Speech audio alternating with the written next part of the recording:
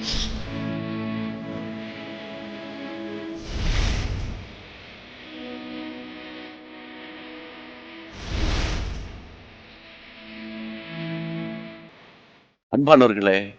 மீண்டும் ஆண்டவராகிய இயேசு கிறிஸ்துவின் நாமத்தில் உங்களை சந்திக்கிறேன். இயேசு ராஜாவின் நாமத்தில் என் அன்பின் வாழ்த்துக்கள். இயேசு சந்திக்கிறார் ஊழிய குடும்பத்தில் இருக்கிற உங்கள் ஒவ்வொருவரை நினைத்து கர்த்தரை மகிமைப்படுத்துகிறேன். அனுதினமும் உங்களை சந்தித்து இந்த ஆன்லைன் மூலமாக, யூடியூப் மூலமாக, ஃபேஸ்புக் மூலமாக கர்த்தருடைய வார்த்தையை நான் பகிர்ந்து கொள்ளும்போது நீங்கள் மட்டுமா கேட்குறீங்க, உங்கள் வீட்டில் இருக்கிறவங்களாம் கேட்பீங்கன்னு விசுவாசிக்கிறேன். அது மட்டுமா நீங்கள் செய்கிறீங்க, மற்றவங்களுக்கெல்லாம் ஷேர் பண்ணுறீங்க.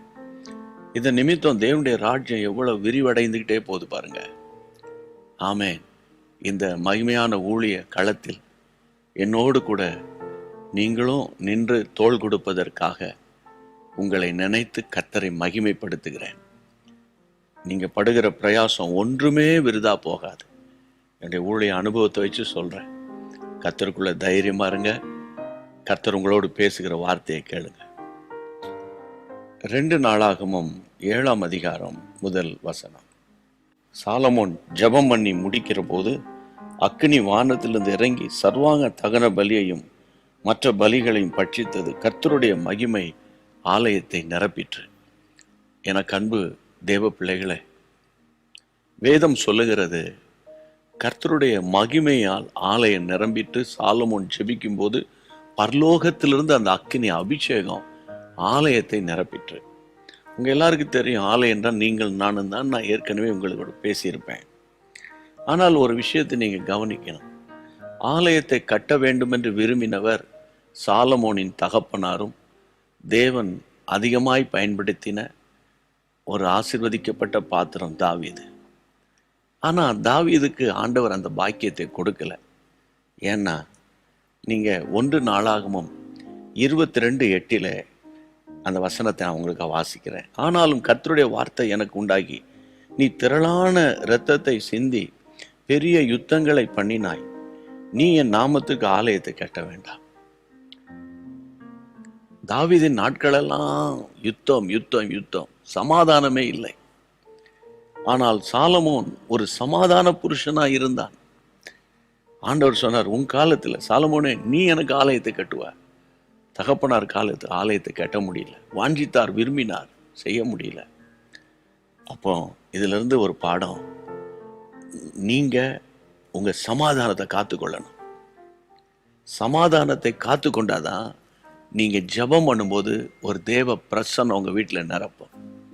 சமாதானத்தை கெடுக்கிற சாத்தான் பல வழிகளில் வருவான். ரொம்ப ஜாக்கிரதையா, ஆவியில் சென்சிட்டிவாக இருந்து சமாதானத்தை நீங்கள் காத்துக்கொள்ளுங்க. அதற்காக நம்ம ஜெபம் பண்ணுவோம். சமாதானத்தை கொடுக்கிற தேவன் அதை காத்துக்கொள்ளும்படி ஆவியானவர் தாமே உங்களுக்கு உதவி செய்வார். ஜெபம் பண்ணலாமா?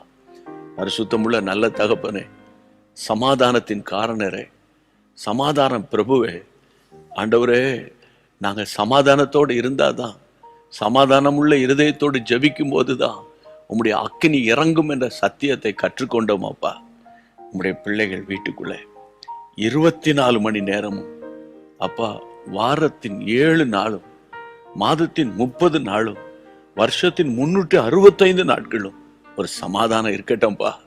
உம்முடைய பிரசன்னத்தாலை நிரப்பி பாதுகாத்துக் கொள்ளும். இந்த ஜபத்திற்கு பதில் கொடுக்கிற தேவனுக்கு ஸ்தோத்திரம். கிருபை தாங்கட்டும்.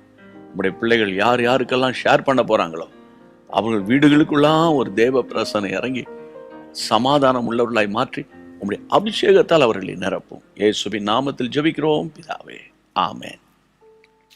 அன்பானவர்களே, சமாதானத்தின் தேவன் தமங்களோடு இருப்பார். மற்றவங்களுக்கு நீங்க ஷேர் பண்ண போறீங்க பாருங்க. கர்த்தருடைய ராஜ்யம் உங்கள் நிமித்தம் கட்டப்பட போகிறது. ஆண்டவருக்கே மகிமை உண்டாவதாக. கர்த்தர் சித்தமானால் மீண்டும் சந்திப்போம். God bless you. அன்பான தேவனுடைய பிள்ளைகளே, இச்செய்தி உங்களுக்கு மிகுந்த ஆசீர்வாதமாக இருந்ததென்று நாங்கள் நம்புகிறோம். தொடர்ந்து எங்கள் செய்திகளை கேட்டு கர்த்தருக்குள் ஆசீர்வதிக்கப்பட ஜீசஸ் மீட்ஸ் மினிஸ்ட்ரீஸ் என்கிற எங்கள் யூடியூப் சேனலை சப்ஸ்கிரைப் செய்யுங்கள். மேலும் உங்கள் ஜெப உதவிக்கு எங்களோடு நீங்கள் தொடர்பு கொள்ள வேண்டிய தொலைபேசி எண் 9841252836 மற்றும் 72995 4633. Email gpsrobinson@hotmail.com. கர்த்தர் உங்களை ஆசீர்வதிப்பாராக.